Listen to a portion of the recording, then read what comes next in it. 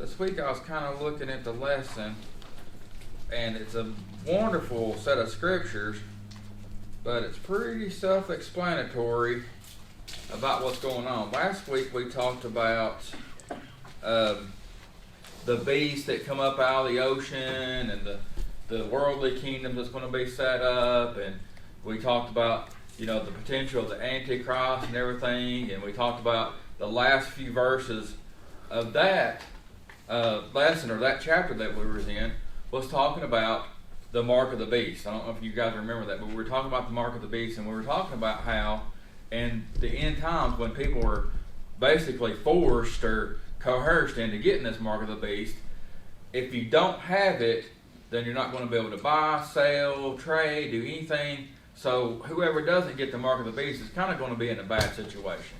So we kind of end that chapter on kind of a sour note.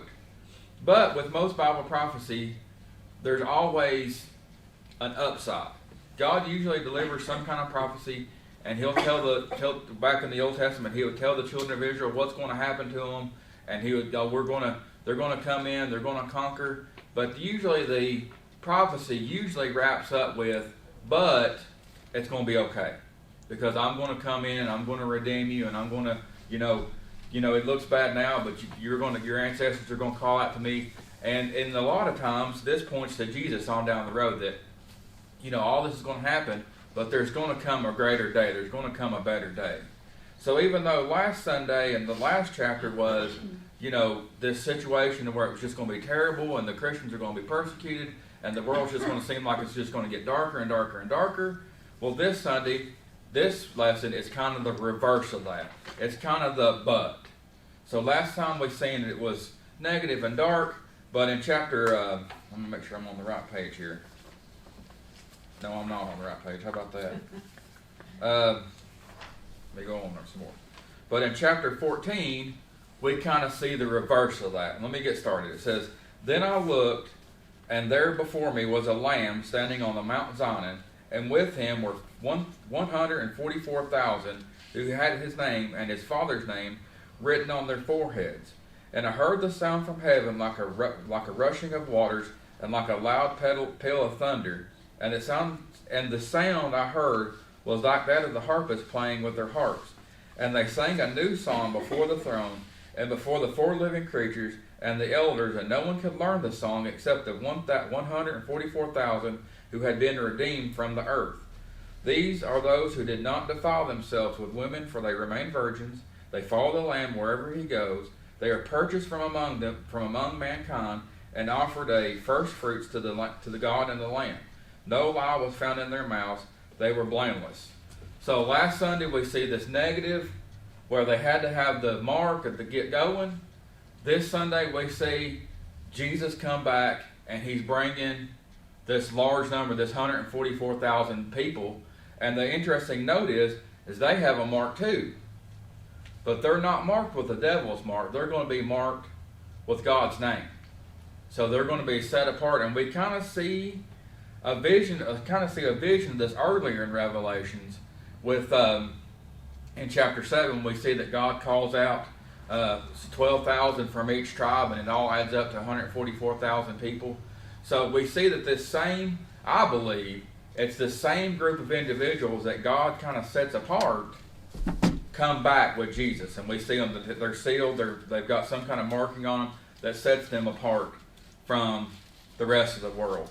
The lesson doesn't say that. The lesson feels like that this 144,000 people are different than the original 145,000 people that we see in chapter 7. And if you look online, there's a lot of different debate on who it is and stuff like that, and some of the different references that I've seen. But I believe, and the biggest thing come down to in chapter 7, it talks about how the people weren't sealed. Let me get that reversed. The people were sealed in chapter 7, but they say that the people weren't sealed in chapter 13. But to me, if you got the name of God stamped on your head, you're pretty much sealed. That's a sealing. So when these people come back to do whatever Jesus wants them to do, they're going to be sealed with his name and with his stamp of approval.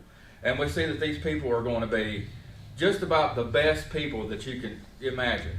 And I believe that's because God called them out when they were young. He called these people out from, probably since the beginning of time. He knew exactly who was going to be in this number, and he had a hedge of protection around them in their lives. I believe that it was even possible that they were sealed away from the devil somehow. Like somehow the devil didn't have any kind of control over their life. Which, if you didn't have the devil hounding you all the time, then you'd be a lot better off. But I feel that these 144,000 people were sealed away from all this, and they were chosen and sealed by God for this purpose of coming out and teaching and being a witness to them and His greatness. And we can see that like I said, that they were virgins. They didn't lie. They didn't really fit in with this world, but they were set apart, and they were set apart for just a time as this. It also shows here that if you look at the previous chapter and this chapter, we see some battle lines. We see some battle lines being drawn up. Like I said, we've seen the mark of the beast and all these people over here on one side, and then we see on the other side the other army, which is Jesus and the ones that He chose with His mark. So we can kind of see the thing where there's going to be a line drawn. You're either going to be for Him or against Him. And at this time, and I think I said it last week, there's not going to be much in the middle. There's not going to be a lot of people out in the middle, because by this time, people are going to either recognize that God is Lord and go to Him, or they're going to completely reject Him altogether and be lost just about forever. Because at this point, they've seen earthquakes, they've seen disasters, they've seen millions of people die, they've seen the waters boil and whatever else. So by this time, either you're going to be for Him or against Him. So that's kind of we see that this battle line, this thing has been drawn between these two people. We can look over in the same chapter, verse 6, and it says, "Then I saw another angel flying in midair, and he had the eternal gospel to proclaim to those that live on earth, to every nation, tribe, language, and people. He said in a loud voice, 'Fear God and give Him glory, because the hour of His judgment has come. Worship Him who made the heavens and the earth, the sea and the springs of water.' Then a second angel followed and said, 'Fallen is Babylon the Great, which made all the nations drink the maddening wine of her adulteries.' The third angel followed them and said in a loud voice, 'If anyone worships the beast and its image, and receive the mark on its forehead, or on their hand, they too will drink the wine of God's fury, which has been poured out in full strength into the cup of His wrath. They will be tormented with burning sulfur in the presence of the holy angels and of the Lamb. The smoke of their torment will rise forever and ever. There will be no rest, day or night, for those who worship the beast, its image, and for anyone who receives the mark of its name. This caused the patient endurance on part of the people who God keep His commandments and remain faithful to Jesus.'" That's a mouthful. So there's a lot going on right here. We see that these three angels come down, and each one proclaims something different. The first angel carries the gospel with him, because like I said, God will proclaim His gospel until the last possible second. There's not going to be a lot of people probably that makes the transfer, because I said the battle lines are already drawn here, but God is still going to have people or angels proclaim the good news all the way down to the end. So we see that here, and we see that the next few parts of this is a strong message to those that are going to take this mark of the beast. And we see that, and we're prepared for that. Like I said, I keep saying this over and over and over. The Bible says that whoever is able to read and understand and study Revelation is blessed, because they're going to know what's coming. And this warning is for us. It's for us, it's for our children, it's for our grandchildren, that whoever takes this mark of the beast is going to have a bad way, because they are going to have the full force. It even says it. Let me go back and read this again. The full strength poured into the cup of God's wrath. That's a lot. That's a lot. The full strength of God's wrath is going to be poured out on those that absolutely reject His ways. They talk about how these nations and stuff, that they're going to blaspheme God and they're going to lie. They're just going to be awful people, and they take this mark But God's going to have his judgment day with these people. And when he does, he's going to pull out his full strength and wrath on the beast, on the Antichrist, and the people that chose to go his way. I've kind of picked out a little bit, and it talks about, in verse 8, it talks about fallen is Babylon. And I don't know if I've talked about the meaning of Babylon in a lot of scriptures, but Babylon is very, very, very closely related to the Tower of Babel. And way back all the way in Genesis. Babylon was actually built on the site where the Tower of Babel was built. Like, it's right there in that same area. And Babylon, besides being a world power and just being an awful bunch of people, they are kind of, in the biblical sense, a symbol of rebellion. They're the symbol of just about everything that God is for, they're against. The people at the original Babel, they built this tower up because they felt like their ways were better than God's ways. I kind of look at it like this, because their goal in the original Babel was to build a tower up to heaven. Because they thought with their works and with every brick that they laid and with every layer that they would go up, that they could get to heaven on their own. So that's kind of what this Babylon is kind of represented throughout the Bible, is this spirit, this spirit of we can get to heaven however we want to, we can build up. And we see that the judgment is going to be poured out on the people, on this Babylon that feel this way, that feel like that they can get to heaven however they want to. And we see that same spirit. This isn't an old thing that we read about in the Old Testament and the New Testament that's gone. This same spirit of this Babylon, this same spirit of just rebellion, we see it everyday life. You can walk out and walk this neighborhood and see that same spirit of, I'm going to do it myself. I'm not going to do it God's way. I'm going to build my own way, and I'm going to go my own way. So we see that represented. And we see that coincide with this beast, these nations, these people that take this mark.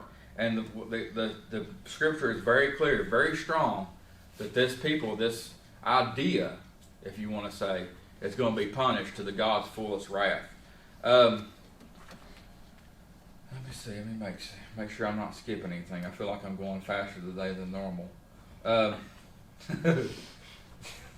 I get excited. I'm sorry. But like I said, today's lesson was kind of short anyway. It was only 13 verses. But let's jump over to the last little bit, and maybe we'll have some time for some questions. I always like questions and stuff we can talk about. But then the last part, the verse 13, it says, "Then I heard a voice from heaven saying, write this, blessed are the dead who die in the Lord from now on. Yes, says the Spirit, they will rest from their labor, for their deeds will follow them." John is instructed by a voice from heaven saying, write this, blessed are the dead, and they will have rest. What a wonderful news for a stressed out, technologically pursued, driven, overworked, overbooked 21st century a follower of Christ. We've got everything going. Mary talked about it earlier with our cell phones, and we're constantly on our phones, and we're constantly stressed out, and we're constantly worried about what people are doing on Facebook all the time, or wherever we look. We're worried about our jobs. We're stressed out about money. But there's going to come a time to where we're going to have peace. Those that follow Christ, those that are counted in His number, there's coming a time where we're going to have ultimate rest, and we're going to have that reward. It's a promise. It's a promise of an eternal reward that is fulfilled for those that are faithfully giving their lives to Christ. And that's just a wonderful blessing. We see that this whole chapter is just full of blessings and things that are coming. Yeah, it talks about God's wrath, but for us, that's going to be a good thing, because that's going to be something that's going to cleanse this place. It's going to cleanse this world. God's people want to say that God is hateful and He's wrathful and He's mad and He's angry, but that's not the case. This wrath that God's going to pour out is going to be from God, who is all love. Does that make sense? It's going to be a justifiable justice wrath. It's like seeing somebody that I mean, we've seen it very recently. Somebody that just murders and kills and rapes. You want to see that come to justice, and we have that righteous anger. That's what this is. It's not that God's hateful or mean or wants to punish people, but it's a punishment on their sin. And we see that time and time again how He's going to pour out His wrath not on the people. He loves the people, and we see that even still with the first angel that comes down and how He talks about He has the gospel and He wants to win people back over to Christ. But it's a punishment on sin because God, even though He is love, cannot tolerate sin. And He's going to pour out His wrath on that, and He's going to pour out His wrath on those people. And that pretty much sums up that little chapter. Is there any questions of stuff that I've talked about in the past week or something that I've picked up today? Or maybe you've read ahead and you've got a question maybe for next week or anything like that we can go over or anything? I've got a couple of things. Sure, go ahead. You've always got a couple of things. I like it. Well, yeah. The 144,000 in chapter 7 was from the tribes, all the tribes of Israel. But they omitted Dan in that. And they think that the reason that they omitted Dan is because they had a lot of idolatry worship there. Most of it was located there in Dan, where he, where his tribe was at. Yes. Also, the fact that he, in Scripture, said that they referred to Dan as the serpent in Genesis when Jacob gives the blessing on him. Mm-hmm. But he's referred to as a serpent and a lion, and the only other being who is associated with both animals is Satan. Yeah. And then over here on the blessings, we have a Beatitudes in Revelation, just like they do in Matthew. Okay. In Matthew, blessed are the poor in spirit, for theirs is the kingdom of God. In Revelation, blessed is he who reads and those who hear the words of this prophecy and keep those things which are written in it, for the time is near. Okay, another. Blessed are those who mourn, for they shall be comforted, in Matthew. In Revelation, then I heard a voice from heaven saying to me, Write, blessed are the dead who die in the Lord from now on. That's in chapter 14. Yeah, that's what we just covered. Okay. Yeah. The third one in Matthew, blessed are the meek, for they shall inherit the earth. And in Revelation, behold, I am coming as a thief. Blessed is he who watches and keeps his garments, lest he walk naked, and they see his shame. Okay. Matthew, blessed are those who hunger and thirst for righteousness, for they shall be filled. And in Revelation, and he said to me, Write, blessed are those who are called in the marriage supper of the Lamb. And he said to me, These are true sayings of God. In Matthew, blessed are the merciful, for they shall obtain mercy. And in Revelation, blessed and holy is he who has part in the first resurrection. Over such the second death has no power, but they shall be priests of God and of Christ, and he shall reign with him for 1,000 years. In Matthew, blessed are the pure in heart, for they shall see God. In Revelation, behold, I am coming quickly. Blessed is he who keeps the words of this prophecy of this book. In Matthew, blessed are the peacemakers, for they shall be called sons of God. In Revelation, blessed are those who do his commandments, that they may have the right to the tree of life, and may enter through the gates into the city. In Matthew, blessed are those who are persecuted for righteousness' sake, for theirs is the kingdom of heaven. In Revelation, do not fear any of those things which you are about to suffer. Indeed, the devil is about to throw some of you into prison, that you may be tested, and you will have tribulation 10 days. Be faithful unto death, and I will give you the crown of life.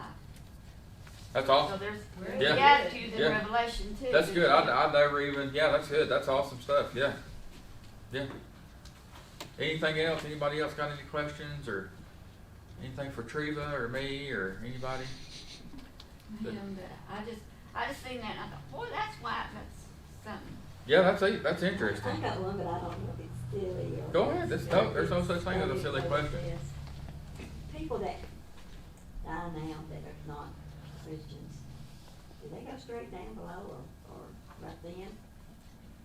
I mean, we know that when we die, we are immediately, if we're Christians that we immediately go to heaven, but do they not? I mean, do they go straight down to start out with? Do you want to field this one, or do you want me to take my crack at it? Because I have an opinion, but I don't know. Do you want to try to tackle that one? Well, there's a lot of debate. I believe at death, you go to wherever.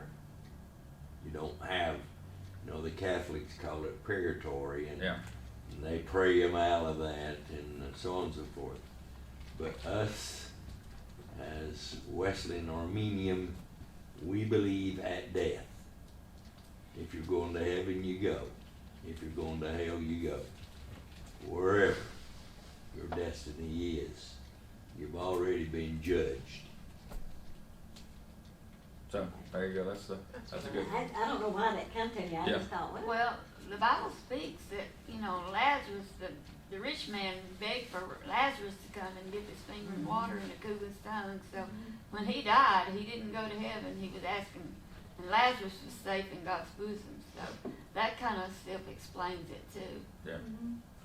So it's kind of a debate. Like you said, there's some people that think that there's a purgatory, and then there's some people that think that, remember the thief on the cross, Jesus said that he would see him at paradise. That paradise was kind of a waiting point for that final judgment, that everybody's kind of just hanging out and at wherever, and they're waiting for this final judgment. But like you said, that there's some people that are for that, there's some people against it. And I guess that's one of the things we're just not going to know till we get there. We'll know it when we get there. I know that it talks about how the dead in Christ will rise, and there's going to be this final judgment. But whether or not they come down out of heaven, or whether or not they're waiting here, or they're waiting in someplace else, what I do not believe is in ghosts. I think that idea that when you die, then you're able to haunt your house, or haunt somebody, or walk around on the earth. I'm glad, because my husband's threatened me a lot. Yeah. I don't believe that we're going to be in any kind of limbo where we're walking around, where we're able to harm people or haunt places or anything like that. I believe that we're going to go to a certain place that God's ordained, and that's where we're going to go. So I don't believe in ghosts and stuff like that. I believe anything that we see that's scary or evil like that, I believe that's all demonic forces at work. I don't believe that my Grand Aunt Shirley is going to come down and start haunting me because I didn't eat her fried apple pies or whatever reason somebody would haunt somebody. But yeah, I believe that you go to some place somewhere, and that's where you'll go. But that's a good question. Was it answered for you? Is that yeah. Yeah, it's that's one of those things. Yeah, there's a lot of stuff in the Bible that's up for debate, because sometimes it's clear, black, white, and red, and sometimes it's not. Aren't you glad a lot of the debatable things has nothing to do with our salvation? It doesn't. It doesn't. That's the good part. That's the good part. And the twist on that is a lot of times if you get debating too much, then you lose focus. Because then people start throwing in their opinions on things. And that's how a lot of the Bible gets changed sometimes, or the message gets changed sometimes, is because it gets debated to the point that people start offering opinions, and they start teaching that like it's the gospel. And that's what we go into last week with the false prophets. People that start teaching their own opinions or their own ways, whether they're adding or subtracting, and it takes away from that gospel, they're false prophets, and there's no room for them in the church. Any other questions? Kind of makes me think of that song, "In My Father's House" by DC Talk. You know, where they're talking about where you're gonna go and what it's gonna be like. Yeah. In my Father's house there'll be lots and lots of food. In my Father's house, you know that song. Yeah, that's an old one. No. Kind of pull it up so I can read it off. Yeah. Or no, it was one of the other girls. Anyway, are you going to read that for us? I was thinking about it if I can find it.